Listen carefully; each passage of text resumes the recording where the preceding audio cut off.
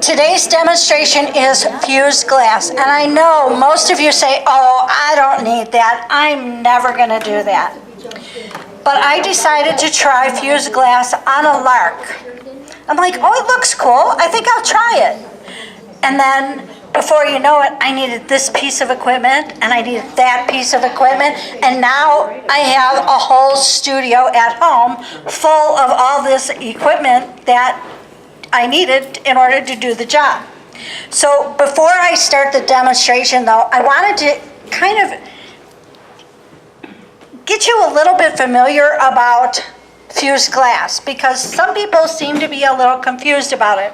There are three types of glass work as far as art glass. There is cold glass, and I know that all of you are familiar with stained glass, and that's cold glass. It doesn't get heated up, and they can create their item without changing the form of the glass aside from cutting it. And then there's hot glass. I don't know if any of you have been to the Chihuly collection down in St. Pete. That's hot glass. That's cool stuff. But those guys have to work with open flames. They work with they start out, they got all these fans going, and they're cool as can be, and by the end they're soaking wet from being so hot. So fused glass or warm glass is somewhere in between the two. We do a little bit of manipulation by cutting the glass like a stained glass artist does, and we also put it in the kiln to kind of change its properties.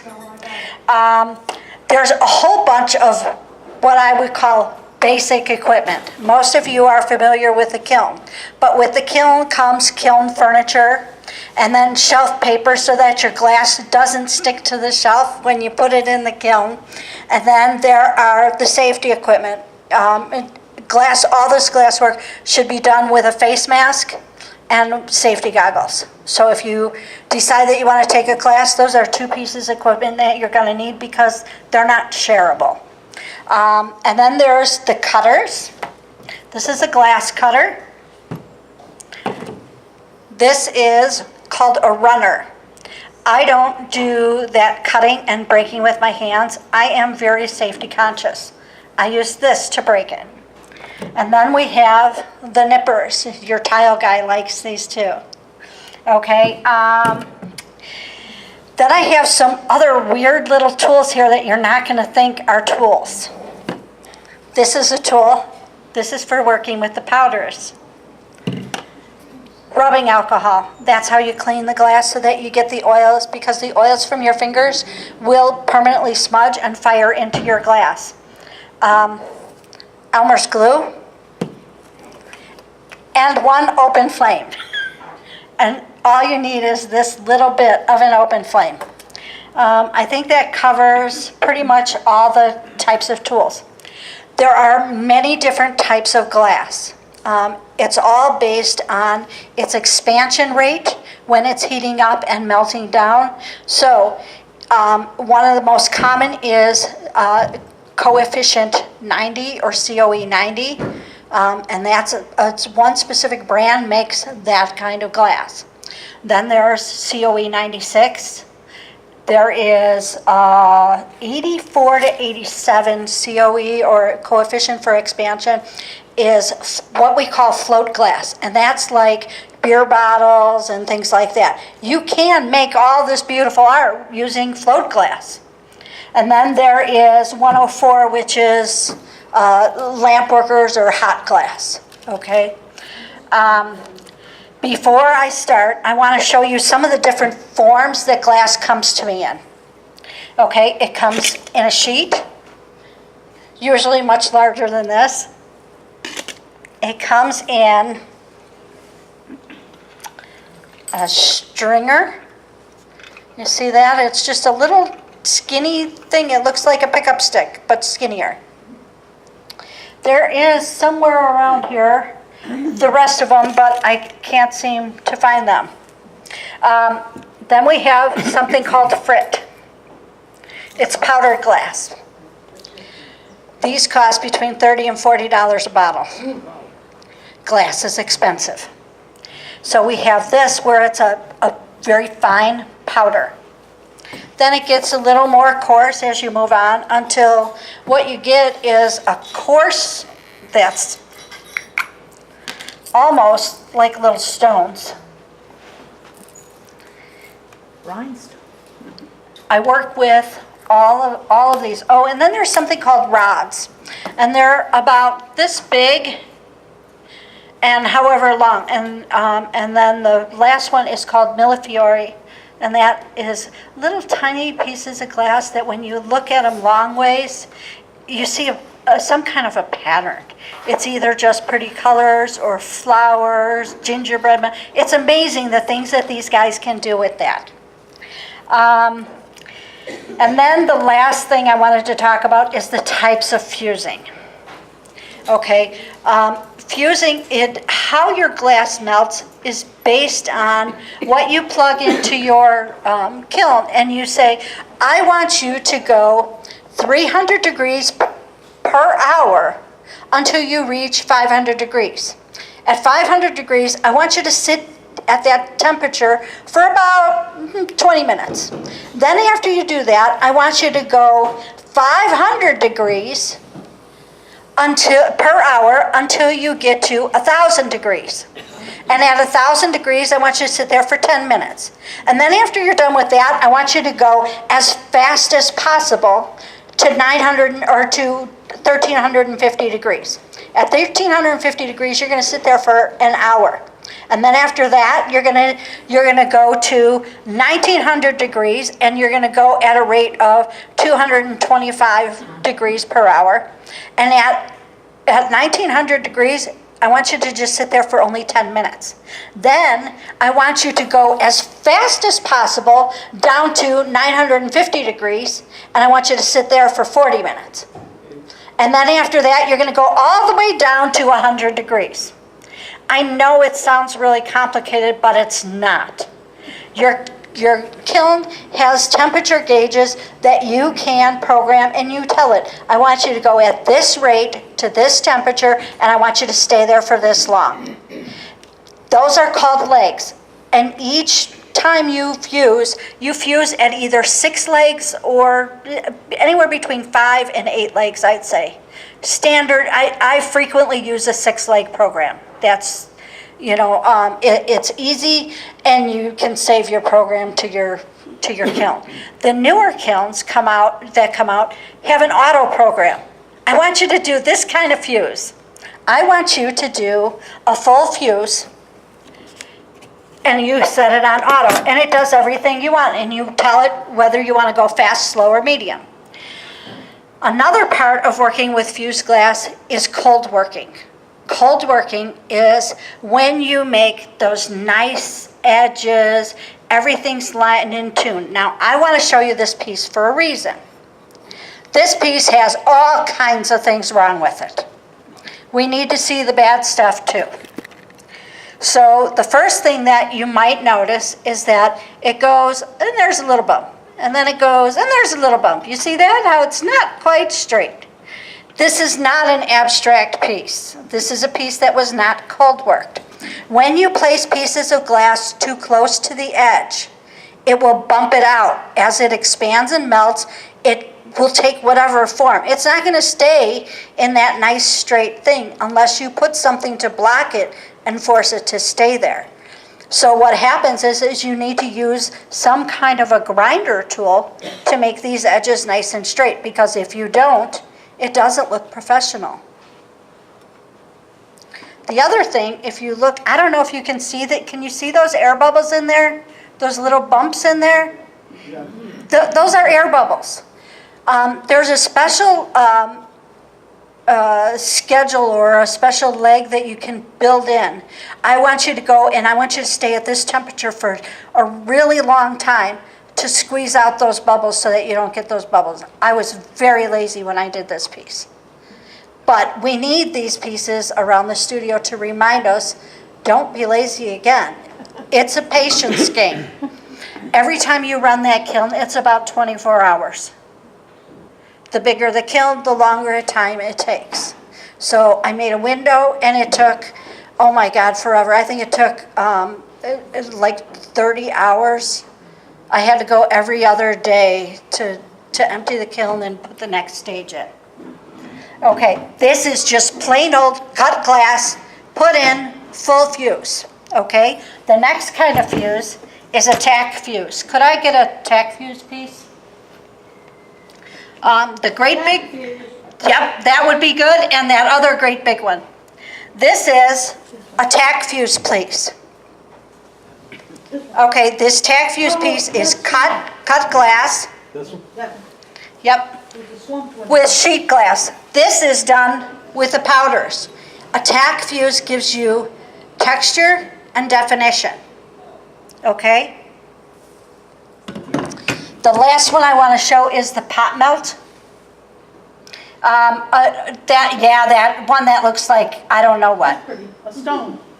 Well, there's been a lot of discussion at the Art in the Parks about this piece. That's why I brought it.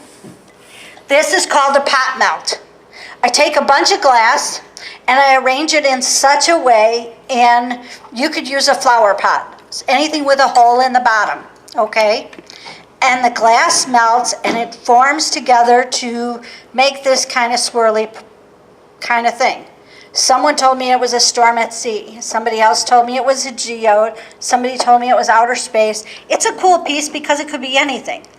But one of the things about these, they look cool, they look easy, they're not. Because if you don't mix enough white, enough clear, or you put the wrong colors together, you're going to end up with a brown, muddy mess, and it isn't going to be pretty at all. It took me a long time to be able to get a pot melt that I thought was cool enough to keep. Yes? Why don't you put it under the light so that people can see it? Oh, Oh. yes, they look very cool. I'm sorry. That all of the glass, that's one of the things that made me fall in love, is that with the glass, it gives such a, it's so cool when you see that light behind it. What made me decide is that I went traveling and I bought a plate for $200. And I was like, I don't want to do that anymore. Instead, I'd rather spend thousands and make a lot of them. So I wanted to be able to show you at least a little bit of how you do what I do. So I take a piece of glass. Now, normally when somebody teaches you to cut glass, they teach you the easy one. They just do a straight cut, but we're not going to do that today. We're going to make a round cut. And you see what I do is I just cut around the edges.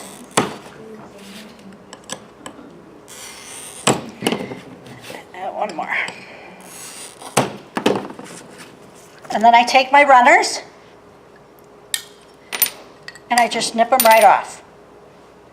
With your safety glasses. With your safety glasses and your mask on. Those two things I left at home. Okay. And now you see, this is not a really great looking piece. But you know how they did on those TV shows? Oh, we just happen to have one that already came off the grinder. So every time you make something in fused glass, you use 2 pieces of glass because 1 piece of glass, it's too fragile. I very frequently use clear as the background so that I get my depth, but it doesn't do anything to the design. It's also way cheaper that way. If I used 2 pieces like this, 2 things would happen. It would be too dark and it would be too expensive. So once I have my pieces, these are going to be a set of coasters. I decided that I wanted to do them Christmas coasters. So I cut one out in different colors, and then I just use some of the sheet glass that I have here to cut out a designs to put on there. I might decide that I want to put triangles around. When you put glue on fused glass, less is better cannot be overstated. Because my sister came, she made a beautiful piece, but used too much glue. We had to throw the piece out because you could see white smudges where the glass was not smooth. If I don't have to use glue, I don't. Because I'm here today, I'm going to. So those are my sheet glass. That's how it started when I did this piece right here.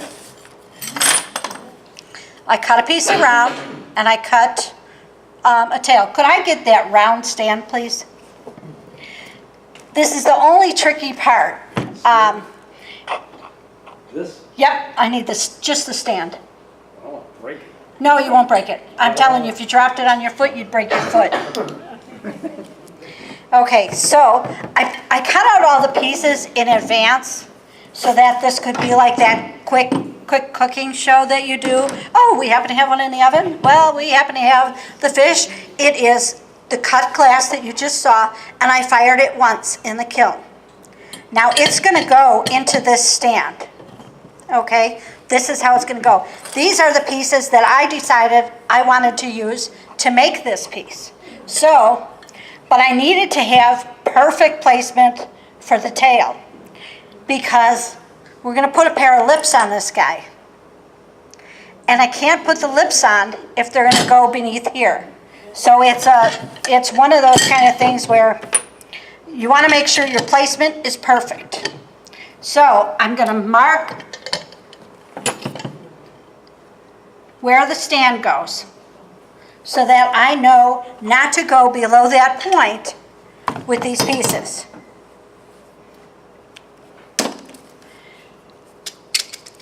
This is my guard. I use this to make sure I never use too much glue. If it's more than a toothpick of glue, it's too much. And you can just put it right on the glass because guess what? The glue peels right off. So the first thing that we're going to do is we're going to put this guy's lips on. And we don't want to go below that line. This is how much glue. One little tiny dot in 3 spots. And I'm just going to set it down right there. And I'm going to do the same thing to this piece.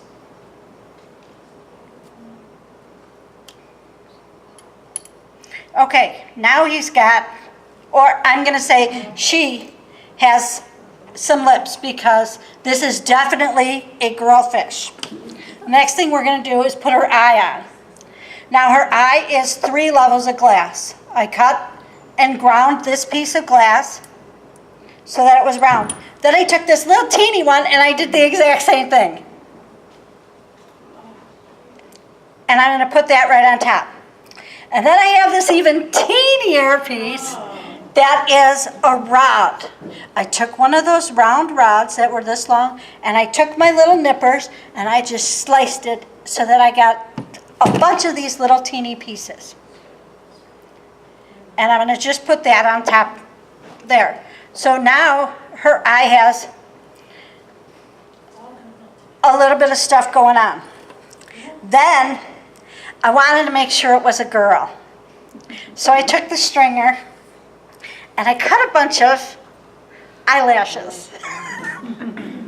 So all I'm going to do is just take it and put it along the edge. And because I didn't remember my tweezers, we're just going to try and do it without it sticking to my finger.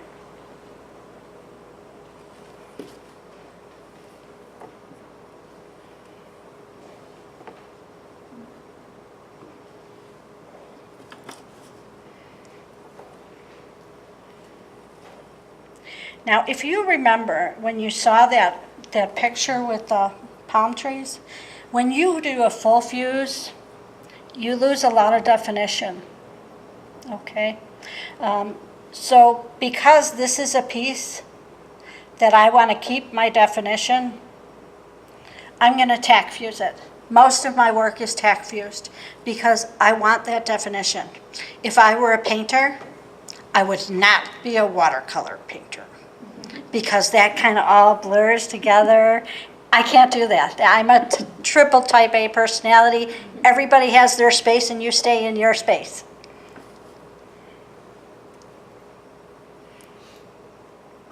Okay, I think we got enough eyelashes on her. This is her fin. This doesn't need much glue, just 1 spot's enough. We're going to put it right in the middle. Okay, now these guys, I actually sat and played with this for quite a long time to get this design that I wanted. So I have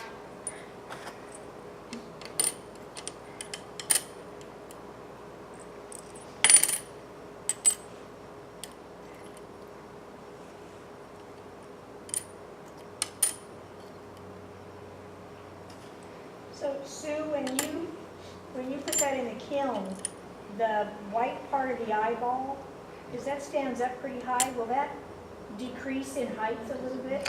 It will, what will happen is, it will decrease a little. I'm gonna pass this around so you could see. It doesn't get smaller, but I have a few pieces on here that I have 3 layers on, or a couple layers on, and you can feel how each one is up a little bit, but not very much.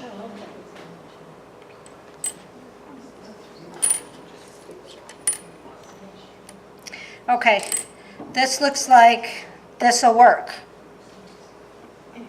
I think we want to pull this guy a little bit like this. I think we'll pull these a little farther back. Okay, and then these guys.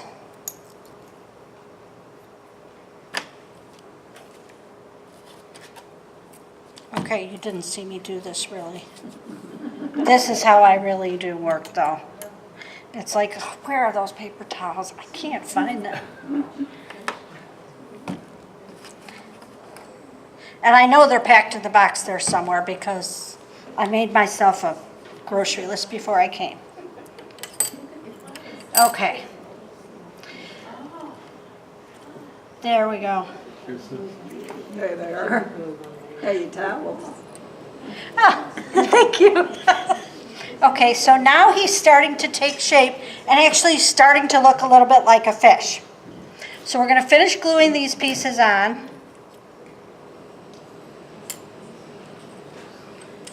She's got it. She's got it already. I really did bring pretty much everything. I brought things I didn't even need, I think. When I'm all done with this, I'm going to tell you how much I saw this selling for, something similar. It was a round wall unit, a round abstract display panel. It wasn't a fish, but it's about the same. Okay. Where am I? Okay. Okay, so now we've got that done. It looks almost done. Somewhere there is a little round tube, and I need that tube. Oh, right here? This? Yes, there we go, thank you. Okay, stringers. I have stringers and noodles in here. And a noodle is called a noodle because guess what it looks like? It looks like a little flat noodle. But I wanted these because I want the tail to look like a fish tail.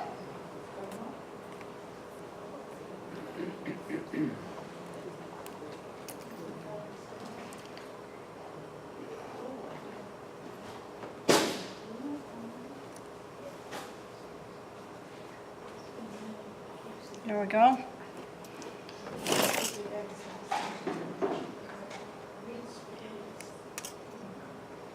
So Sue, what happens to the glue in the kiln? This is the reason I use Elmer's glue, is that it will dissipate Okay. unless I use too much. If I use a real lot and it globs on and it's seeping out the sides, it will show up when you fire it. It will show up as a not shiny spot in your glass. And it shows up as, well, an inconsistency in your work.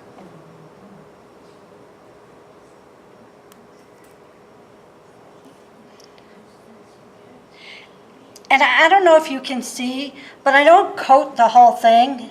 There's a drop here, a little drop there. It goes along the way, and that helps it to stick without getting crazy. So where do you get your firing schedules? You can download your firing schedules anywhere online. You can get them from your suppliers. Here's what I have to say about firing schedules, though. Firing schedules are great. The ones you get online and stuff, they're great. They're a great suggestion. But every single kiln is different. And every time you got to tweak it a little. right now I'm going through some issues with my kiln because my kiln stopped working correctly. It needed new elements. After a while of firing, carbon builds up on your elements and it doesn't get as hot as it needs to and things like that. So I had to get a new lid that had new elements in it. Now it's back to square one because it's like getting a brand new kiln because your brand new elements don't fire the same way. And the company that I bought the kiln from completely changed the design. So right now I'm working on kind of tweaking that schedule because the things that I want to get rid of is I don't like too many air bubbles and I don't like them big. There are some cases where you want those air bubbles. So if you add like baking soda, teeny tiny bit of baking soda, it will create massive air bubbles in your work. And that is, I mean, for an abstract piece or something, that's really cool. Okay, now she has, I can kind of tell it's a fish now. She has a tail with little spines on it, and she looks okay. Now she's gonna go into the kiln, and she's gonna she'll fire overnight because she's going in today.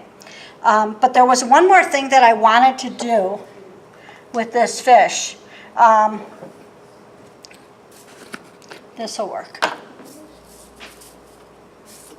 Again, do not do this at home with covering your face. Mask, glasses.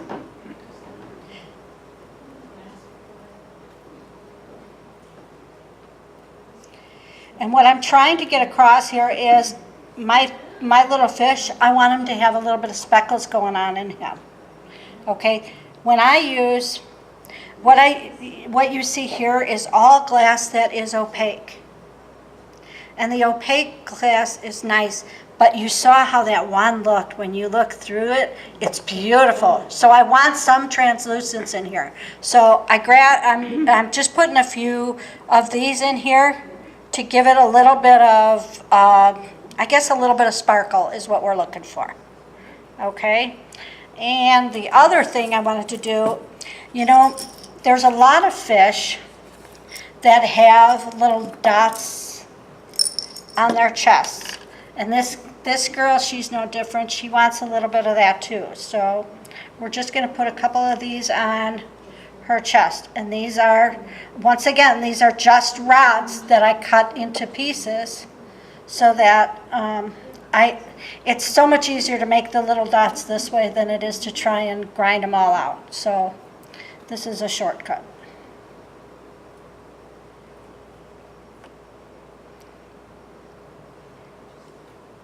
Okay, just about done. Need a little bit more glue.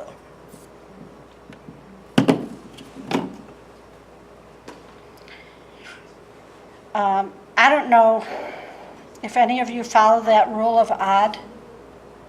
I follow that rule of odd.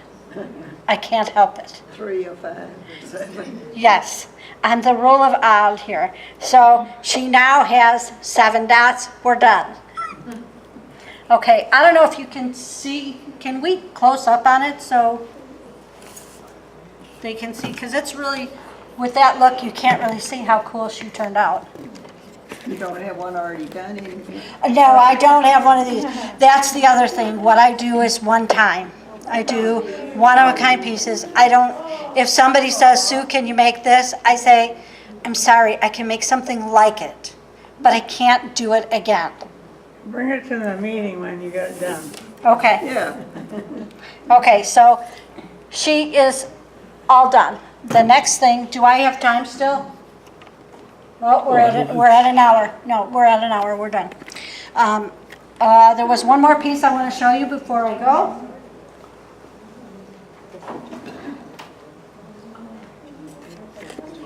Now you saw that piece earlier that I held in front of the light that looks like the Monet.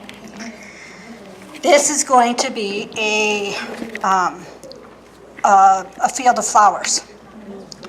This is cut, the glass was cut, one layer of powder sprinkled on it, fired, and then I ground the edge.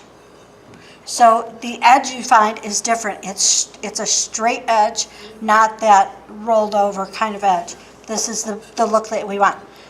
That piece that I did over there took 6 firings. I expect this will be probably about the same, 5 to 6 firings to finish this. Sue, before you leave real quick, can you talk us through your basket real quick? The glass basket? Oh, yeah, absolutely. Yeah, I get it. Okay. The glass, Can you hold that odd one up again? the pot melt, certainly. I didn't get to see it. Okay. Okay, we have my basket. And I do a few of these. They're fun. These are a fun project. I cut the glass into little thin strips. And I lay them on the kiln, on the shelf in the kiln, and I crisscross them and I fire it. And then I open a kiln, I'm like, oh, that looks great, look at all those holes. And then I cut some more and I put some more in there and I fire it again.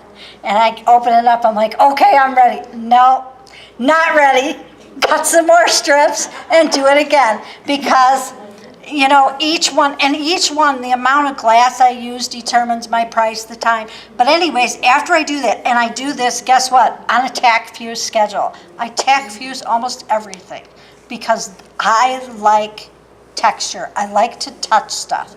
So once I get that where I think there's enough in there, then I take a mold and I put the glass on top of it and I do, guess what, another firing schedule. One that won't take away my texture, but it will gently put it either into the bowl or over the top to get that form.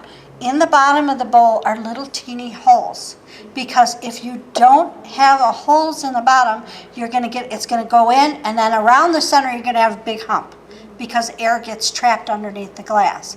So in all of my molds, I make some of my molds, you know, because I do clay. So I make some of my own molds, but some of them I buy, and always I put holes in the bottoms because then the air has a place to escape. And typically I put it around the corners so that, because that's the place where that air is going to form, right around the corner where the side meets the bottom. What are the molds made of? Molds are made of either metal, like aluminum, or they're made of bisque, fired clay. The fired clay ones are cheap, they break. I just make another one. So for me, I go to the cheap route. Yes? If we take a class with you, can we make one of those? Yes, we can. In fact, you know what? That's a class I'll add. I never even thought of that. But yeah, because this is a fun and easy one. It's just, it will be multiple sessions. I do classes because they're fun. And I found that of all the classes I've done, the most fun ones were husband and wife I did together. Oh my gosh, it was hilarious. But I think that covers, I've given you as much a broad, oh wait, one more thing. I've given you a really broad view